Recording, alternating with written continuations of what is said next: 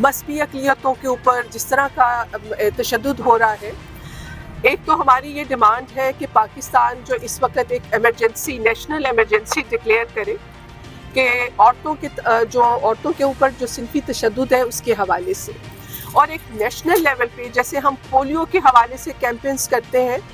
या जैसे ख़ानदानी मनसूबाबंदी की कैंपेन्स होती हैं नेशनल लेवल पे, उस तरह की एक नेशनल लेवल कैंपेन पाकिस्तान में होनी चाहिए जिसमें और एक तरह से ज़ीरो टॉलरेंस जो है, जो ख़वातीन के ऊपर सिनफी तशद्दुद होता है उसकी एक ज़ीरो टॉलरेंस पैदा करने के लिए लोगों के अंदर जो है वो अवेयरनेस पैदा करने की ज़रूरत है। तो एक तो हमारी डिमांड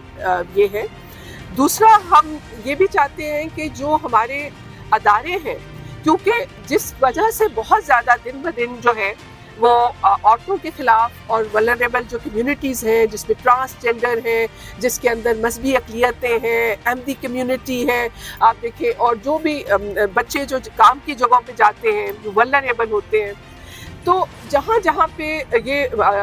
तशद्दुद में इजाफा हो रहा है उसके पीछे एक बहुत बड़ी वजह ये भी है कि यहाँ पे एक कल्चर ऑफ इम्प्यूनिटी एग्जिस्ट कर रहा है। यानी कि आप देखें कि सिनफी तशद्दुद करने वालों केसेस के अंदर सजाएं जो है वो ना होने के बराबर है, और उसकी एक बहुत बड़ी वजह ये है कि हमारा जो जस्टिस सिस्टम है, जिसके अंदर पुलिस है, जिसके अंदर हमारी जुडिशरी है,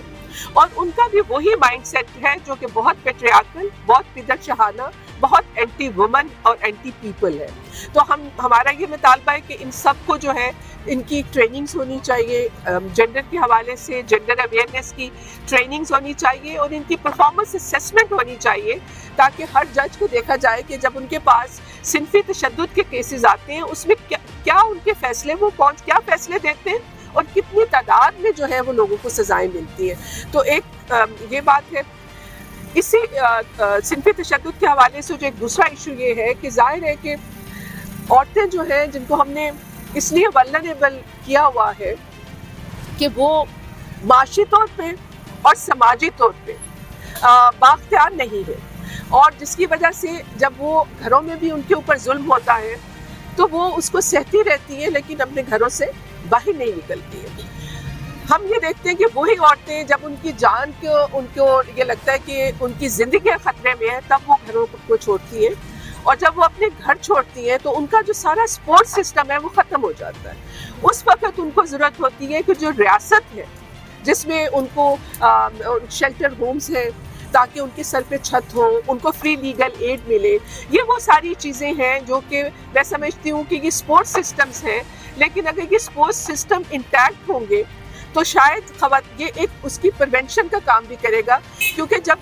एक जालिम मर्द को ये एहसास हो कि उसकी बीवी घर छोड़ के जा सकती है और रियासत जो है उसकी सरपरस्ती कर सकती है, तो हो सकता है वो ये उस पर उस तरह से तशद्दुद करने से बाज भी रहे। तो ये भी एक जो है वो हमारा एक मुतालबा है। बाकी इस पे और भी बात हो सकती है, ये मेन उसके ऊपर पॉइंट्स पे हमने बात की है। मेरा ख्याल है उसके बाद इकोनॉमिक जस्टिस के हवाले से, माशी इंसाफ के हवाले से जो हम लोगों ने पॉइंट्स यहाँ पे दिए हैं उसमें है कि औरत मार्च का मुतालबा है कि रियासत खवातीन की तौलीदी और घरेलू बिला मुआवजा मजदूरी की मुआशी शराकत को तस्लीम करे और उसे मुल्क की मजमूई घरेलू पैदावार GDP में शामिल करे।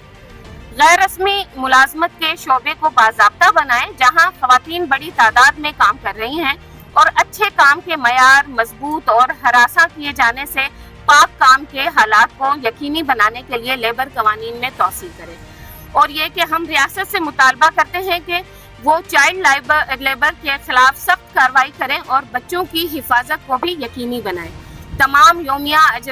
उजरत वाले कारकुनों बशमूल अस्ताज़ा, नर्सों, म्यूनसिपल मुलाजमीन और फैक्ट्री वर्कर्स को कॉन्ट्रैक्ट के जरिए मुलाजमत को बाकायदा बनाया जाए। फैक्ट्रियों और कारपोरेशनों में तुलबा और मजदूरों को सरमायादाराना इस्तेहसाल का मुकाबला करने के लिए यूनियन बनाने का हक दें। हम मुतालबा करते हैं कि हुकूमत सिंध, बलोचिस्तान, पंजाब, खैबर पख्तूनख्वा, गिलगित बल्तिस्तान और आज़ाद जम्मू कश्मीर में खवातीन किसानों, हिस्सेदारों और छोटे जमींदारों की बहाली के लिए खातिर ख्वाह फंड्स और बिला सूद कर्जे मुख्तस करे। नेक्स्ट भी है यहाँ, अच्छा, यूनिवर्सल एजुकेशन और हेल्थ केयर तक بہتر رسائی کے لیے ہم لوگ یہ مطالبے کرتے ہیں کہ ہم تمام خواتین، معذور افراد، ٹرانسجینڈر کمیونٹی اور دیہی اور کم آمدنی والے طبقے سے تعلق رکھنے والے افراد کے لیے ہمہ گیر تعلیم اور صحت کی خدمات کا مطالبہ کرتے ہیں۔ ہم مطالبہ کرتے ہیں کہ آرٹیکل A25 کو مکمل طور پر لاگو کیا جائے تاکہ ٹرانسجینڈر بچوں سمیت 5 سے 16 سال کی عمر کے تمام بچوں کو مفت اور لازمی تعلیم فراہم کی جائے۔ ہم حکومت سے مطالبہ کرتے ہیں کہ بلوچستان میں سیلاب سے متاثرہ خواتین کو ریلیف فراہم کرنے کے لیے فوری ایکشن لے اور ان کی صحت اور حفاظت کو یقینی بنائے۔